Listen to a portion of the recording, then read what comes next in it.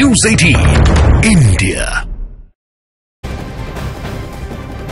बड़ी खबर आपको बता दें, असम कैबिनेट ने असम मुस्लिम विवाह और तलाक पंजीकरण अधिनियम 1935 को निरस्त कर दिया है। इस अधिनियम में विवाह पंजीकरण की अनुमति देने वाले प्रावधान शामिल थे, जिसमें भले ही दुल्हा 21 और दुल्हन 18 साल की नहीं हुई हो, लेकिन अब इस अधिनियम को निरस्त किया गया है, जिसके बाद इसे बाल विवाह पर रोक लगाने की दिशा में एक और महत्वपूर्ण कदम बताया जा रहा है।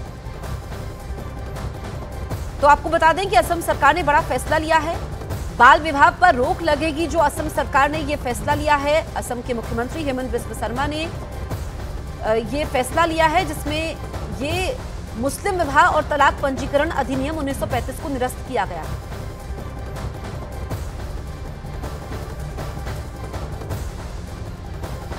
और असम सरकार के इस फैसले के बाद सीएम हेमंत बिस्वा शर्मा ने सोशल मीडिया एक्स पर क्या लिखा वो भी आपको बताते हैं। तारीख उन्होंने लिखी और आगे कहा गया, असम कैबिनेट ने सदियों पुराने असम मुस्लिम विवाह और तलाक पंजीकरण अधिनियम को निरस्त करने का एक महत्वपूर्ण निर्णय लिया है। इस अधिनियम में विवाह पंजीकरण की अनुमति देने वाले प्रावधान शामिल थे।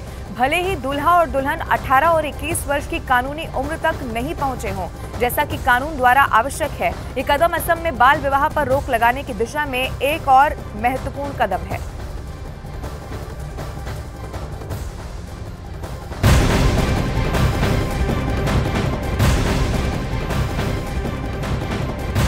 उत्तर प्रदेश पुलिस सिपाही भर्ती में कथित परीक्षा लीक के आरोपों के बीच पुलिस भर्ती बोर्ड की अध्यक्ष रेणुका मिश्रा ने जांच समिति का गठन कर दिया है।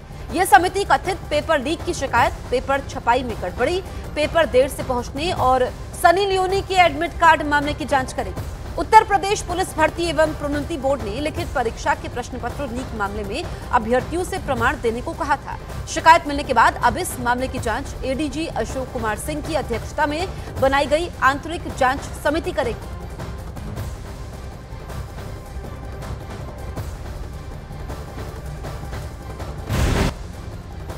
अभी हम लोगों ने एक व्यक्ति की थी, उसके क्रम में एप्लीकेशंस आए हैं मेल से, तो उसकी काउंटिंग, सॉर्टिंग और फिर उसका पूरा परीक्षण किया जा रहा है।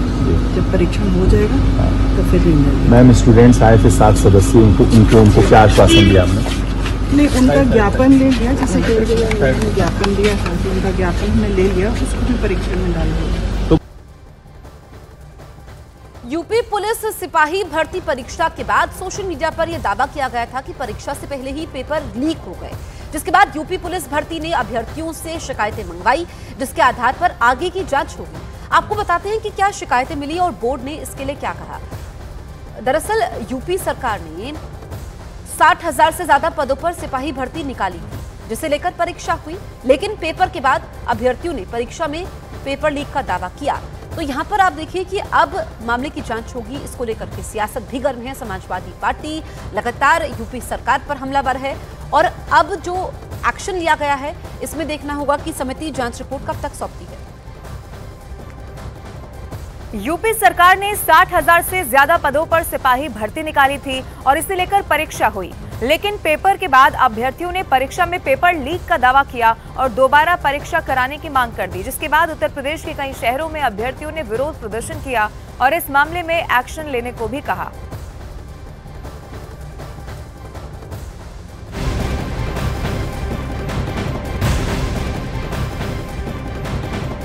पीएम मोदी ने वाराणसी दौरे के समय राहुल गांधी के नशे वाले बयान पर निशाना साधा। उन्होंने कहा, जिनके अपने होश ठिकाने नहीं है, वो यूपी के और मेरी काशी के बच्चों को नशेड़ी कहते हैं। आगे उन्होंने कहा, मोदी को गाली देते देते तो इन्होंने 2 दशक बिता दिए। अब ईश्वर रूपी जनता पर और यूपी के नौजवानों पर ही ये लोग अपनी भड़ास निकाल रहे हैं। उन्होंने कांग्रेस को घोर परिवारवादी बताते हुए कहा कि काशी और यूपी के नौजवान तो विकसित यूपी बनाने में जुटा हुआ है और अपना समृद्ध भविष्य लिखने के लिए मेहनत भी कर रहा है। दशक के परिवारवाद, भ्रष्टाचार और तुष्टीकरण ने यूपी को विकास में पीछे रखा। पहले की सरकारों ने यूपी को बीमारू राज्य बनाया, यहां के नौजवानों से उनका भविष्य छीना। लेकिन आज जब यूपी बदल रहा है, जब यूपी के नौजवान अपना नया भविष्य लिख रहे हैं, तब ये परिवारवादी क्या कर रहे हैं? मैं तो इनकी बातें सुनकर हैरान हूं। कांग्रेस के शाही परिवार के युवराज का कहना है और चौंक जाएंगे आप। कांग्रेस के युवराज परिवार ने क्या कहा? वो कह रहे हैं और काशी की धरती पर आके कह रहे हैं, काशी के नौजवान, यूपी के नौजवान नशेड़ी है। मोदी को गाली देते देते तो इन्होंने 2 दशक बिता लिए, लेकिन अब ईश्वर रूपी जनता जनार्दन पर, यूपी के नौजवानों पर ही ये लोग अपनी फ्रस्ट्रेशन निकाल रहे हैं। जिनके अपने होश ठिकाने नहीं है, वो यूपी के मेरे काशी के बच्चों को नशेड़ी कह रहे हैं। अरे गौर परिवारवादियों, काशी का, यूपी का नौजवान तो विकसित यूपी बनाने में जुटा है। अपना समृद्ध भविष्य लिखने के लिए परिश्रम की पराकाष्ठा कर रहा है।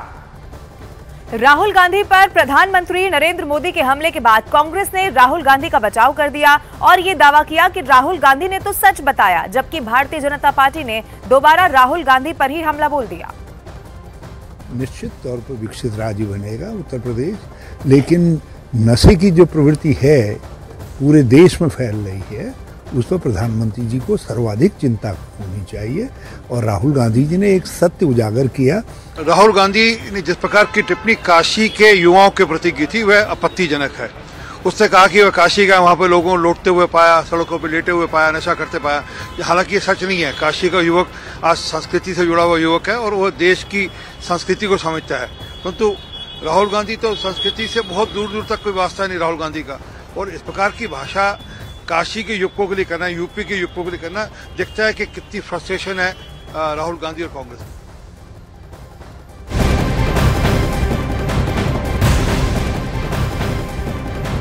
किसानों के बहाने हरियाणा के मुख्यमंत्री मनोहर लाल खट्टर ने विपक्ष पर निशाना साधा है। उन्होंने कहा कि जब हम किसानों की बात करते हैं तो विपक्ष को परेशानी होती है। देश में कौन सा राज्य है जो 14 फसलें एमएसपी पर खरीदता है? किस दूसरे राज्य ने किसानों को दिए जाने वाले कर्ज की रकम बढ़ाई है?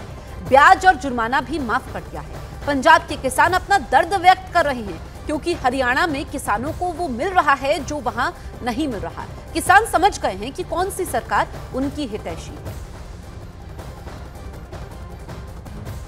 उनको एक बड़ी तकलीफ होती है कि हम किसानों की जब बात करते हैं तो उनको लगता है कि किसानों की बात हम क्यों कर रहे हैं। किसान हमारे प्रदेश का अन्नदाता है, देश का अन्नदाता है, तो किसान की तकलीफ के अंदर हम भी शामिल होते हैं। किसानों के नाते से हमने जितना किया है शायद ही कोई और प्रदेश कर रहा हो। आखिर कौन सा ऐसा प्रदेश है जो 14 फसलों को एमएसपी पर खरीदता है? कौन सा ऐसा प्रदेश है जो सब्जी और फलों पर भी भावांतर भरपाई योजना के नाते से करोड़ों रुपया दे रहा है? कौन सा ऐसा प्रदेश है जिसने पिछले 10 सालों से अपने जो मुआवजे की राशि है 10 गुना कर दी हो? कौन सा ऐसा प्रदेश है जो किसानों के नाते से उनके ब्याज और उनका ये जो पेनल्टी है उसको माफ़ करने की घोषणा करता है? हमने 1750 करोड़ रुपया माफ़ किया है। अब जब इतना सब काम करेंगे तो तिलमिलाट उनकी स्वाभाविक है।